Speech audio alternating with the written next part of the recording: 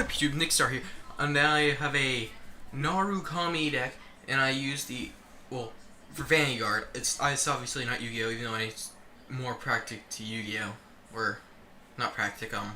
What's the word? Who cares? Who cares what that word is?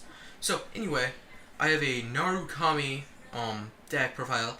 See, the thing is, I've been playing this for a while on this online site, even though my real life deck is just the Kagero trial deck or starter deck, whatever you want to call it. So, this is obviously better. It suits me better. I don't know why, it just does. I like Narukami's better, so if I can, I'm going to try to find the trial deck and buy it. But to start off, I'm going to go with my triggers and then keep going down the list. For our main Vanguard, you're going to run your Spark Kid Dragoon. Spark Kid Dragoon is a really interesting card because the way my deck works, you want to quickly get out your Valiant Sword Dragon or your Gauntlet Buster, not your Gauntlet Buster Dragon, Eradicator. What? Yeah, I believe. Is it? I don't know. I have to look at the names again. See, that's how bad I am with names.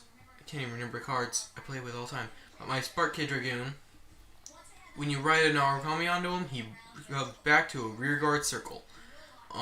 Spirit of Obliteration Brooks are critical. Eradicator Blue Gem Carbuncles are a draw. Eradicator Spy Eye Dragoon is our stand, and then our heal trigger is Eradicator Sibo. Even though I am thinking about taking out a couple of draw triggers or stand triggers or one of each, and then put a couple more criticals in there. But I want more Eradicators. So there was another Eradicator draw critical. Oh, there is. So I'm gonna take out. No, I won't do it now. But I probably am gonna put that in. I don't know. I have to play test it.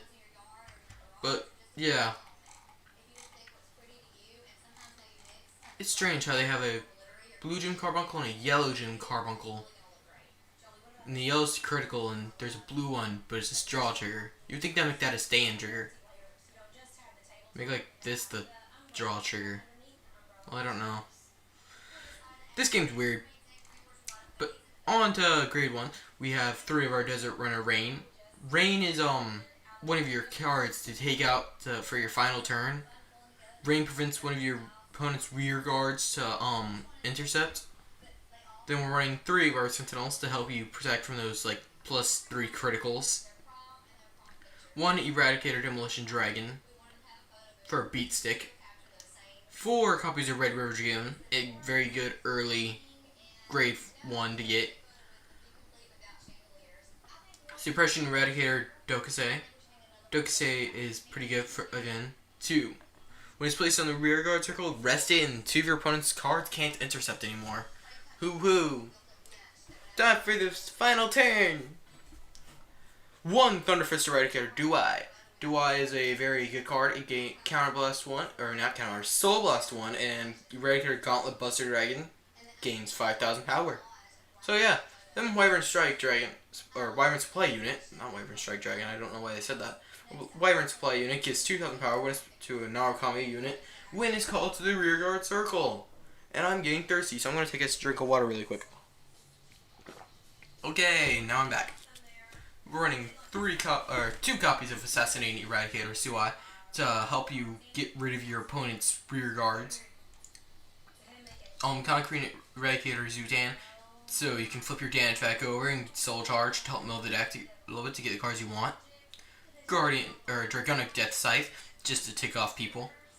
Oh, Licky, that's a nice grade 1 you got there, or grade 0 you're gonna put into your soul next turn. No. Counterblast. No, you don't do anything. Eradicator Spark Rain Dragon, another good beat stick.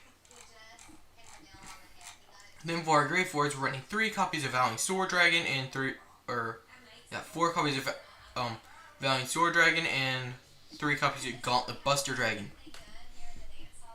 It's obvious which one you play on the field first. Hence, it's him. You play him first, and then you ride him. Just so you know, I know I'm not really big. I know a lot of people want to protect themselves from damage, but on this deck, you want to let the earlier damage go through, and when both players are like leading the game like 4 or 5 damage, then you want to start guarding like crazy.